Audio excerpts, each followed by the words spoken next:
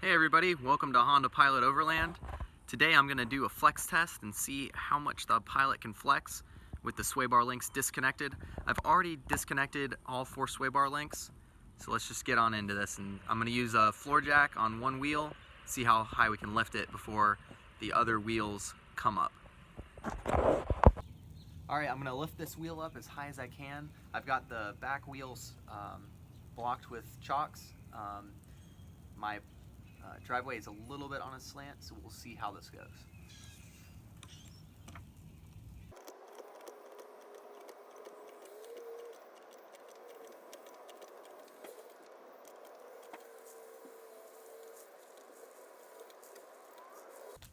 What are we doing right now, guys?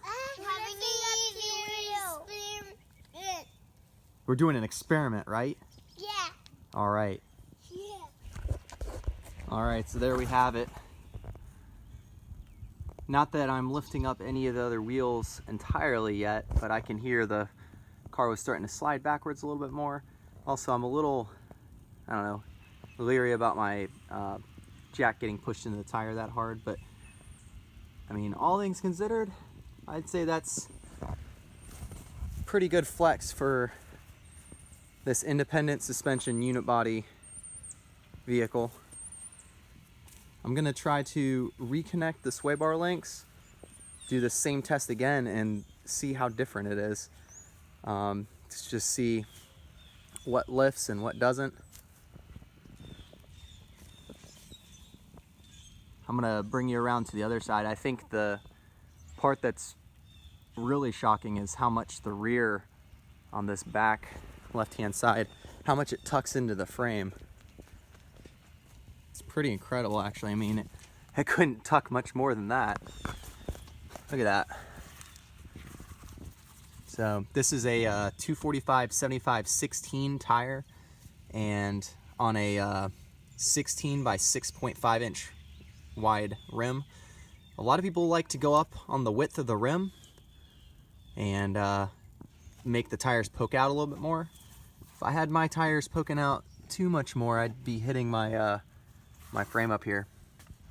So I too wanted to go with some bigger tires, but at the same time, you gotta have enough room in the wheel well for it. So, all right, I'm gonna let it down and reattach the Swaybar links and see how it goes. All right, the Swaybar links are reconnected. I'm gonna do the test again and let's see if there's any difference in flex or articulation.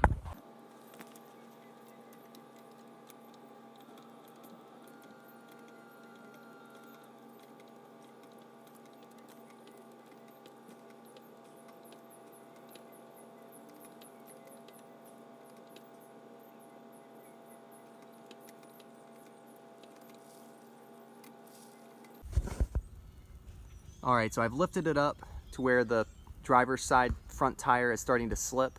It's not quite as high as I was able to get it with the Swaybar links disconnected, and it was way harder to lift the tire up than before. The tire's, you know, bulging out more where the jack is pushing up against it. There's more resistance there. I think that, you know, having the Swaybar links disconnected allows each wheel to act more independent and will definitely give you better traction off-road. But at this point in time, I have not determined whether it's worth the change in handling performance that you get by disconnecting the Swaybar links. Some of you might be asking yourselves what it drives like with the Swaybar links disconnected. Today was my first day testing with all the Swaybar links disconnected, and it's kind of interesting. It sways more, but it kind of oversteers, I believe is the terminology. And when you go to steer, you actually have to steer more to get it to do the same thing. And it's almost like there's a delay effect when you go to steer.